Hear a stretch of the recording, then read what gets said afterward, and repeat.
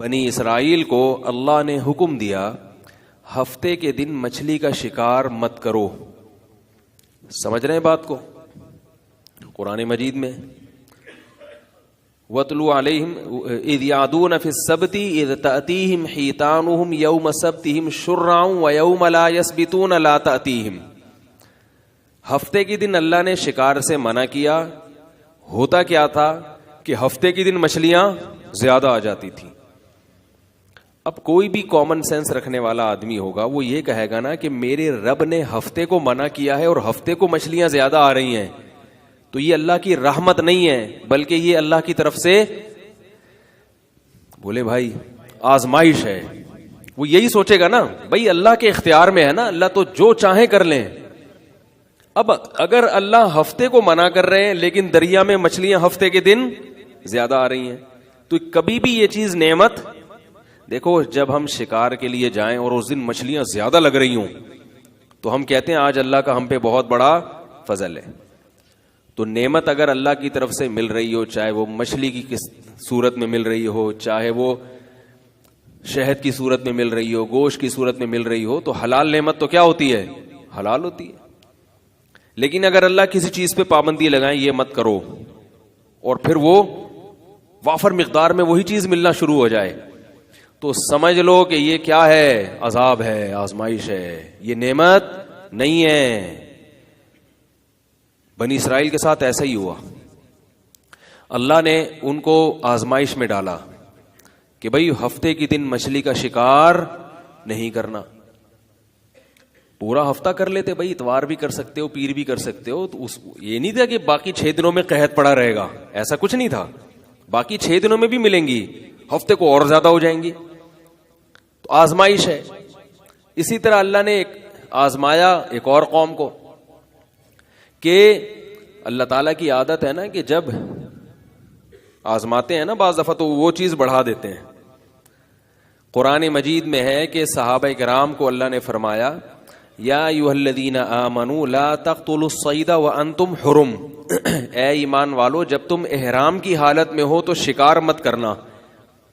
اب تو وہاں پر شکار ہے ہی نہیں نا, وہ تو اتنی آبادی بڑھ گئی ہے, سب جانور چلے گئے. پہلے لوگ مہینوں کے سفر کر کے جب حدود حرم میں داخل ہوتے تھے, بلکہ حدود حرم سے پہلے بھی جب احرام باندھے ہوئے ہوتے تھے, تو مسافر کو اگر کوئی 12 سنگا نظر آ جائے, اس زمانے کی آپ بات سوچیں, اس کو کیسا خوشی ہوگی نا کہ میں یہ کھا لوں, یا کوئی حلال جانور نظر آ جائے جس کا شکار کرنا ہو. کئی مہینوں کی احرام کی حالت ہو اور کئی مہینوں کی بھوک پیاس ہو, ایسی صورت میں جب کوئی شکار ملتا ہے تو اس وقت کیا صبر کا عالم ہوگا ان لوگوں کا, یہ ہم اور آپ اس زمانے میں تصور نہیں کر سکتے. تو اللہ نے صحابہ کو آزمایا, فرمایا کہ ہم شکار کو تمہارے قریب کر دیں گے. ہم شکار کو تمہارے عام حالات میں صحابہ کو حرم میں یا حرم کی حدود میں یا احرام کی حالت میں اتنا شکار میسر نہیں تھا, لیکن فرمایا تنالہ ایدیکم ورماحکم, اتنا قریب کر دیں گے شکار کہ تمہارے تیر اور تمہارے ہاتھ وہاں تک پہنچ سکتے ہیں, لیکن شکار مت کرنا. کیوں؟ لیعلم اللہ من یخافہ بالغیب, اللہ یہ دیکھنا چاہتا ہے کہ کون اللہ سے غیب کے پردوں میں ڈرتا ہے. کیونکہ شکار اتنا قریب ہو جائے اس کے باوجود بھی شکار نہ کرنا, اس کی علامت ہے کہ تمہارے دل میں کس کا خوف ہے؟ اللہ کا.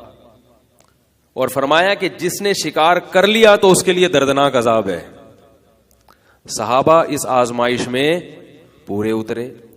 بنی اسرائیل آزمائش میں بول لو بھائی نہیں اترے. تو جب ہفتے کے دن وہاں مچھلیاں زیادہ آتی تھیں تو وہاں کچھ اچھے لوگ بھی تھے. 3 حصوں میں بنی اسرائیل ڈیوائیڈ ہو گئے. شروع میں تو انہوں نے صبر کیا, یار ہفتے کے دن نہیں کرو, اللہ نے منع کیا ہے, صاف لفظوں میں منع ہے بھائی نہیں کرنا. مچھلی آ کے منہ چڑھا کے جا رہی ہیں بھائی. اب ایسے موقع پہ عقل مند کیا کرے گا؟ اس دن دریا پہ جائے گا ہی نہیں کہ بھائی ایسا نہ ہو کہ مجھ سے کوئی گناہ ہو جائے, یہی کرے گا نا. اب وہ جا کے دیکھ رہے ہیں یار بڑی تعداد میں مچھلیاں آ رہی ہیں, ڈر بھی رہے چونکہ بہرحال مومن تھے, ایمان تھا, موسیٰ علیہ السلام کے معجزات سن چکے تھے کہ اللہ نے کیسے مدد کی, وہ سب چیزیں اپنے باپ داداؤں سے جانتے تھے, وہ ڈر بھی رہے ہیں. تو اب کیا ہوا, 3 حصوں میں قوم ڈیوائیڈ ہو گئی. کچھ وقت تک تو صبر کیا, کچھ وقت کے بعد جا کے انہوں نے کہا کہ کوئی ہیلا بہانہ تراشو کسی طریقے سے. یہ اتنا مال ہفتے کے دن آتا ہے اور خیر و عافیت کے ساتھ, یہ مال اتوار سے پہلے اتوار کی ڈیٹ تبدیل ہونے سے پہلے یہ گھڑیاں کیلنڈر دیکھتی ہیں, یہ مچھلیاں گھڑی دیکھتی ہیں, کیلنڈر دیکھ کے آتی ہیں یہ, اور اتوار کا دن شروع ہونے سے پہلے یہ پتلی گلی ہر دور میں ہر جگہ رہی ہے. پتلی گلی کی بڑی اہمیت ہے بھائی. تو یہ مچھلیاں کیا کرتی ہیں, اتوار سے پہلے پتلی گلی سے نکل لیتی ہیں. اب یہ خود سوچنے کی بات ہے نا کہ مچھلی کو کس نے بتایا کہ کل سنڈے ہے, کل اتنا نہیں آنا, سیٹرڈے کو آنا ہے. ظاہر ہے عقل مند ہوتے تو سوچ لیتے کہ یہ کون ہے, یہ کس کی طرف سے ہو رہا ہے, اللہ کی طرف سے ہو رہا ہے, یہ نعمت نہیں ہے, یہ آزمائش ہے. لیکن کیا شہوت پہ جب انسان غالب آتا ہے نا, اپنی خواہشات کا غلام بنتا ہے, تو وہ دلائل کے تانے بانے سب ایک طرف رہ جاتے ہیں.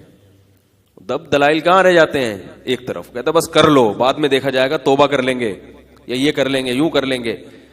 کچھ نہ کچھ سوچ کے بالآخر انہوں نے کیا کیا, انہوں نے کہا ایسا کرو کہ کم از کم جال لگا کے ان کو روک لو. نکالیں گے اتوار کے دن, پکڑیں گے کب, جال لگا کے ان کو بریک کر لو, روک لو ان مچھلیوں کو. حالانکہ مقصد تو یہی تھا نا کہ ہفتے کے دن شکار نہیں کرنے کا مطلب مچھلی پکڑنا نہیں. جب پکڑ لی, آپ کی گرفت میں آ گئی تو شکار تو ہو گیا نا. نکالنے میں کون سا تکلف, کتنا ٹائم لگتا ہے